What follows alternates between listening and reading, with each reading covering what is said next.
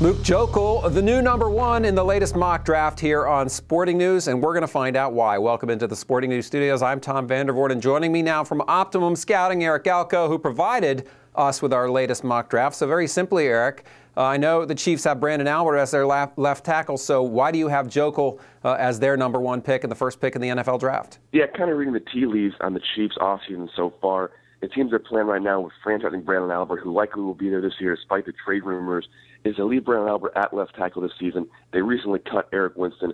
The plan looks to be to draft a Luke Joeckel or even Eric Fisher, Central Michigan, but one of those two top offensive tackles to play right tackle in year 1 and play left tackle in year 2, similar to what the Cowboys did with Tyron Smith a few years ago. Started Tulane of Utah, still an option if they want to build their defensive line, but as of right now, it seems Luke Joeckel is a pick for the Kansas City Chiefs. Okay, I got you. Now, if I look at your mock, I look at the first 20 picks, really the first 19 picks, and I see 14 either defensive or offensive linemen. I mean, depending on how you label a guy like a Deion Jordan. So is that a trend, or is that specific to this draft that we see so many linemen going before a lot of the skill guys? You know, I think in this top 20 or 15 picks, this draft isn't heavy in terms of quarterback talent and upside, as well as not receiver or running back talent. So I think this draft class, especially in the first round, teams are going to, in some sense, play it safe and go conservative with their picks, and definitely building their offensive line is a huge value. Add to the fact that we have 3 offensive tackles who could be franchise left tackles, a guy like DJ Fluker of Alabama, who's one of the better right tackles we've come out of college in the past few years, and 2 top offensive guards that are both grading out better than David DeCastro of Stanford did last year, who was highly touted. So I think it's a mixture of teams wanting to play it safe in the year without many franchise quarterbacks or elite receivers, as well as a great offensive line crew here. And I think we could see, like you mentioned, 7, 8, 9, 10 offensive and defensive linemen go in those top 20 picks.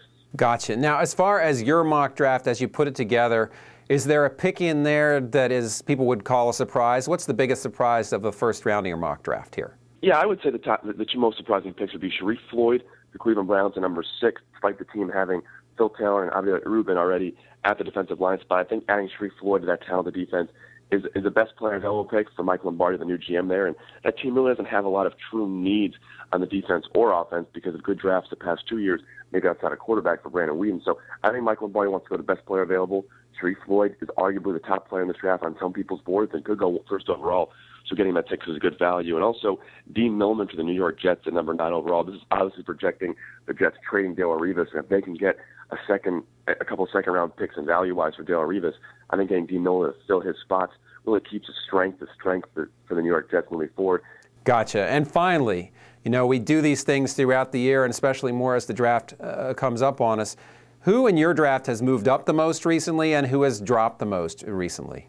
I think moving up so far is based on Cordarrelle Patterson in Tennessee, working out well at the combine, and teams having a lot of interest in him. He's a guy I personally don't grade out as a first-round pick, but reading what NFL teams are thinking right now, he looks to be the first wide receiver off the board right now. I think he's really going up for it. He could even get into the top 15 range.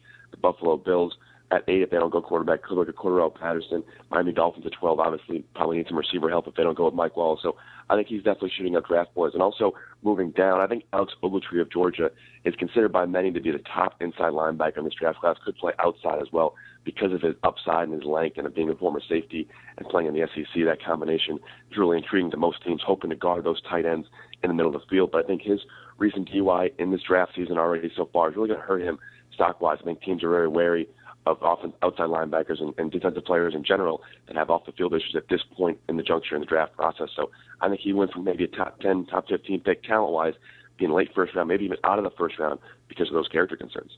All right, there you go. Cost himself a lot of money there, perhaps. Eric, thanks you so much for your time. We'll be catching up with you as we get up towards the draft and probably with some evaluation after it, so appreciate it. Thanks again.